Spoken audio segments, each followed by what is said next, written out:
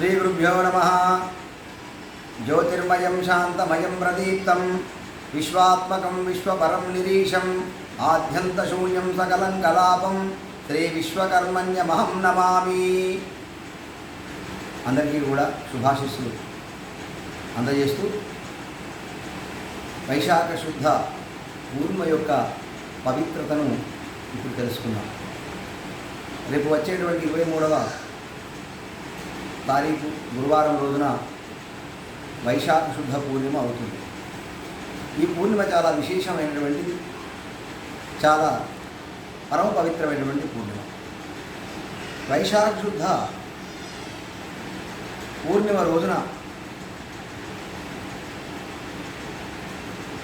సకలమైనటువంటి శుభాలు కూడా కలుగుతుంటాయి. ముఖ్యంగా స్నాన దానాదులు చేయడం వలన విశేషమైనటువంటి ఫలితాన్ని కూడా పొందవచ్చు. ముఖ్యంగా వైశాఖ మాసము విష్ణుమూర్తికి చాలా ప్రీతికరమైన మాసం. అందులో వైశాఖ శుద్ధ పూర్ణిమ సాక్షాత్తు విష్ణుమూర్తికి చాలా ప్రీతికరమైంది. అందువల్లనే ఈ యొక్క వైశాఖ మాసంలో ముఖ్యంగా ఈ యొక్క పూర్ణిమ రోజున ఎక్కువగా శ్రీ సత్యనారాయణ స్వామి వ్రతాలను నిర్వహిస్తూ ఉంటారు.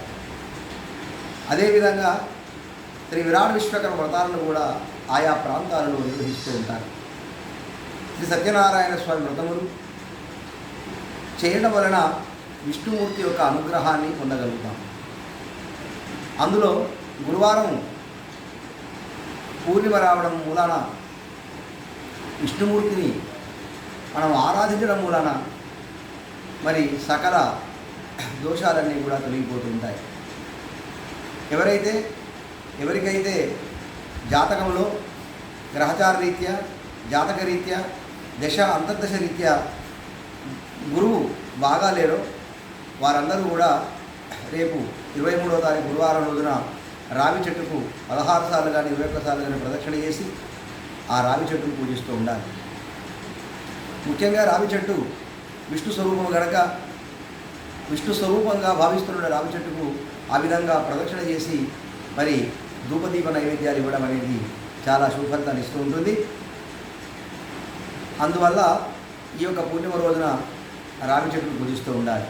రావి చెట్టును ప్రదక్షిణ చేసేటప్పుడు రావి చెట్టు ఆ యొక్క ప్రదక్షిణ మంత్రాన్ని కూడా మరి అందరూ కూడా చదువుతూ ప్రదక్షిణ చేస్తూ ఉండాలి. అందరూ కూడా దీనిని మననం చేసుకోవాల్సిందిగా కోరుతూ ఉన్నాను. మూలతో బ్రహ్మరూపాయ, మధ్యతో విష్ణురూపిణే, అగ్రతో శివరూపాయ అశ్వత్థాయ నమో నమః. మరొకసారి కూడా మీరు గుర్తు తెచ్చుకోవడానికి మరొకసారి చెబుతున్నాను. మూలతో బ్రహ్మరూపాయ, మధ్యతో విష్ణురూపిణే, అగ్రతో శివరూపాయ అశ్వత్థాయ నమో నమః. అదేవిధంగా గురుగ్రహం కూడా బాగాలేనటువంటి వాళ్ళు గురు సంబంధమైనటువంటి శ్లోకాన్ని కూడా పఠించాల్సి ఉంటుంది. దానిని కూడా మీరు మరి గుర్తుపెట్టుకోవాల్సిందిగా కోరుతూ ఆ శ్లోకాన్ని కూడా మీకు తెలియజేస్తున్నాను. ఓం గురుదేవాయ విద్మహే పరబ్రహ్మణే ధీమహి తన్నో గురు ప్రచోదయాత్. ఓం గురుదేవాయ విద్మహే పరబ్రహ్మణే ధీమహి తన్నో గురు ప్రచోదయాత్. ఈ విధంగా వచ్చేటువంటి వైశాఖ శుద్ధ పూర్ణిమ రోజున ఈ యొక్క గురు సంబంధమైన శ్లోకాన్ని, రావి చెట్టుకు సంబంధించిన శ్లోకాన్ని మరి పఠిస్తూ ధ్యానం చేస్తూ ఆ విష్ణుమూర్తి యొక్క అనుగ్రహాన్ని పొందాలని కోరుతూ ఉన్నాను. అదేవిధంగా మరి ఎవరైతే ఆయా రాశుల వాళ్ళు గురువు ఎవరికైతే జాతకంలో కానీ దశ అంతర్దశల్లో కానీ అదేవిధంగా గ్రహచారంలో కానీ ఎవరికైతే గురువు అనుకూలంగా లేరో ఆ రాశుల వాళ్ళు అనగా వృషభ రాశి వారు, మిథున రాశి వారు, సింహరాశి వారు, తులారాశి వారు, కుంభరాశి వారు, మీనరాశి వారు తప్పనిసరిగా రేపు వచ్చేటువంటి గురువారం పూర్ణిమ రోజున రావి చెట్టు ప్రదక్షిణ చేయాలి. ఆ శ్లోకాన్ని పఠించాలి. తప్పకుండా ఆ యొక్క విష్ణుమూర్తి యొక్క ఆశీస్సులు పొందవలసిందిగా కోరుతూ తప్పకుండా మీకు దగ్గరలో ఉన్నటువంటి విష్ణు దేవాలయానికి వెళ్ళి రావి చెట్టుకు ప్రదక్షిణ చేసి ఆ యొక్క స్వామివారి యొక్క ఆశీస్సులు పొందవలసిందిగా విజ్ఞప్తి చేస్తున్నాను. జై విశ్వకర్మ, జై గాయత్రి మాత జై.